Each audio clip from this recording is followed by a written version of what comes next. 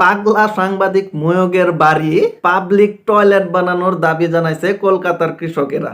ঘটনাটা হয়েছে আপনার এই বাংলাদেশের সাথে এই ইন্ডিয়ার আপনার আলু পেঁয়াজ রপ্তানি বন্ধ করার পর থেকে ইন্ডিয়ার আলু পেঁয়াজের সঠিক মূল্য কৃষকেরা পাইতাছে না, যে কারণে কৃষকদের বাধ্যতামূলকভাবে তাদের লস হইতেছে। যে লস কৃষকেরা না মানতে পায়রা আপনার আলু পেঁয়াজ রাস্তায় ফালাই দিতেছে এবং সেগুলা পায়ে পাড়ায় নষ্ট করতেছে এবং তারা আন্দোলনের পথে নামছে এবং সম্পূর্ণ দোষ তারা ময়ূকের উপর দিতেছে। ময়ূকের এই উল্টাপাল্টা নিউজের কারণে নাকি আজকে তাদের কৃষকদের এই অবস্থা। আরো বড় ঘটনা হচ্ছে আপনার এই বাংলাদেশের পর্যটকের অভাবে কলকাতার নিউ মার্কেটের ব্যবসায়ীরা না খায়া মরতেছে এবং কলকাতার হসপিটালগুলা বাংলাদেশের রোগীর অভাবে আপনার বাংলাদেশ থেকে কোনো রোগী না যাওয়ার কারণে কলকাতার আপনার হসপিটালগুলো একদম শূন্য হয়ে আছে। এগুলা কিন্তু ভাই আমার কথা না, এগুলো ভাই তাদের দেশের গণমাধ্যমেরই কথা। এই কলকাতার মানুষদের একটা অহংকার ছিল যে তারা যদি চিকিৎসা না দেয় তাহলে নাকি আমরা চিকিৎসার অভাবে মারা যাবো, তারা যে আলু পেঁয়াজ না আমাদেরকে দেয় তাহলে মনে হয় আমরা না খায় মরবো। কিন্তু এগুলো বন্ধ করে দেখে এখন তাদের ব্যবসায়ীদের মাথায় হাত।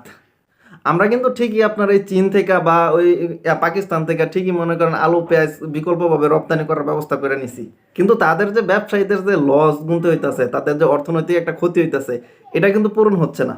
এ কারণেই বলে অহংকার করা লাগে না, অহংকারের ফল তারা হারে হারে টের পাইতেছে। গত মাসে তাদের পররাষ্ট্রদূত বাংলাদেশে আইছে সম্পর্ক সুন্দর করার জন্য, কিন্তু এত তাড়াতাড়ি ওদের সাথে সম্পর্ক সুন্দর করা যাবে না, ওদের একটু শিক্ষা হোক। কি বলেন আপনারা? এদের ধারণা ছিল তাদেরকে ছাড়া মনে হয় আমরা 1 মিনিটও চলতে পারবো না, কিন্তু মোহাম্মদ ইউনূস স্যারের আন্তর্জাতিক কমিউনিকেশন সম্পর্কে তাদের কোনো ধারণাই ছিল না। কিন্তু এখন হারে হারে টের পাইতেছে বাংলাদেশ যে কি জিনিস। এত দ্রুত এদের সাথে ভালো সম্পর্ক তৈরি করা দরকার নাই, এরা আরো কিছুদিন ভুগতে থাক।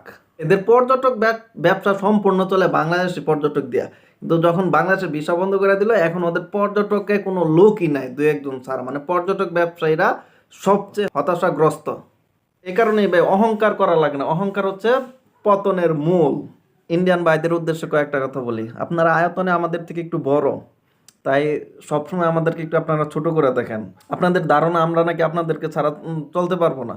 আপনাদের ধারণা আমাদের চিকিৎসা, আমাদের পর্যটক সব আপনাদের উপর নির্ভর করে। ভাই প্রতিবেশী দেশ হিসাবে আপনারা আমাদের ভাই বা বন্ধু, তাই আপনাদের উচিত আমাদের সাথে ভালো ব্যবহার করা এবং আমাদের উচিত আপনাদের সাথে মিলেমিশে থাকা। কিন্তু আপনারা ভাই যেসব আচরণ করেন আর আপনাদের মাঝে যে হিংসা, এসব হিংসা নিয়ে মানুষ বেশি দিন উপরে থাকতে পারে না, হিংসার পতন হবেই। আপনাদের গণমাধ্যম আমাদেরকে নিয়ে যেভাবে কথা বলে, আমাদের দেশকে নিয়ে যেভাবে কথা বলে, মনে হয় আপনাদের কাছে আমরা মনে হয় তেজপাতা। এসব বক্কর চক্কর বাদ দেন, আসেন সকলে মিলেমিশে, যেহেতু আমরা পাশাপাশি দেশে বাস করি তাই আমাদের উচিত একে অপরের বন্ধুর মতো আচরণ করা এবং বিপদে আপদে পাশে থাকা। কিন্তু ভাই চুরে না শুনে ধর্মের কথা আপনাদেরকে বলে লাভ নাই, আপনারা কখনো ভালো হবেন না, আপনারা এসবই করবেন।